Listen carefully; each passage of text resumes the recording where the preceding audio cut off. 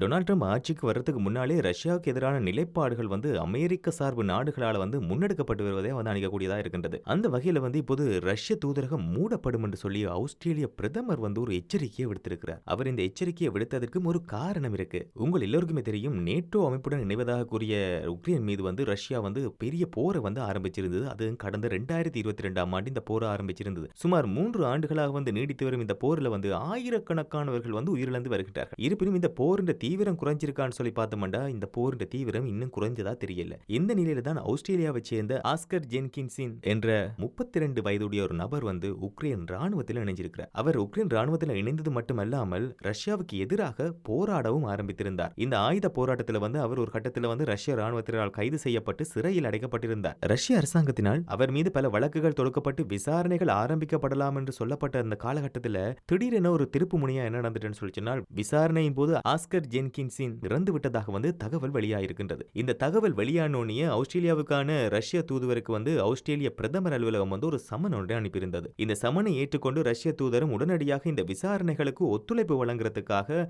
நேரில் ஆஜராயிருந்தார். அதுவும் யார் முன்னிலையில் ஆஜராயிருந்தார் சொல்லி சொன்னால், ஆஸ்திரேலிய பிரதமர் ஆண்டனி அல்பானிஸ் முன்னிலை தான் அவர் ஆஜராகி இருந்தார். விசாரணைகள் ஆரம்பிக்கப்பட்ட போது ஆஸ்திரேலிய பிரதமர் என்ன கேட்டிருக்கின்றார் சொல்லி சொன்னால், எங்களுடைய நாட்டு பிரஜையாகிய ஆஸ்கர் ஜென்கின்சின் தற்போதைய நிலவரம் எப்படி இருக்கின்றன்னு சொல்லி அவர் கேட்டிருக்கின்றார். அதற்கு ரஷ்ய தூதுவர் ஒரு மழுப்பலான பதிலை அளித்திருக்கலாம் என்ற மாதிரியான ஒரு தகவல் வெளியாகி இருக்கின்றது. இந்த நிலையில தான் ஆஸ்திரேலிய பிரதமர் ஒரு உறுதிப்பட ஒரு விஷயத்தை சொல்லியிருக்கின்றார். என்னன்னு சொல்லி சொன்னால், தங்களுடைய நாட்டு பிரஜையான ஆஸ்கர் ஜென்கின்சின் உயிரிழந்திருப்பது உறுதிப்படுத்தப்பட்டால் ரஷ்ய தூதரகம் உடனடியாக மூடப்படும் என்று சொல்லி அவர் ஒரு எச்சரிக்கையை ரஷ்ய தூதருக்கு விடுத்திருக்கின்றார். அதன் அடிப்படையில் இனிவரும் காலங்களில் ரஷ்யாவுக்கும் ஆஸ்திரேலியாவுக்கும் இடையிலான உறவு என்பது எவ்வாறு அமையப்போகின்றது என்பதை இந்த ஒரு உயிர் தான் தீர்மானிக்க இருக்கின்றது. ஆஸ்கர் ஜென்கின்சின் உயிரோடு இருக்கின்றாரா இல்லையா என்பது எப்போது வெளிப்படுத்தப்படுகின்றதோ அதன் அடிப்படையில் ரஷ்யாவுக்கும் ஆஸ்திரேலியாவுக்கும் இடையிலான உறவு என்பது வேறு பரிமாணத்தை எடுக்கலாம். என்ன நடக்கப் போகின்றது சொல்லி பொறுத்திருந்து பார்ப்போம்.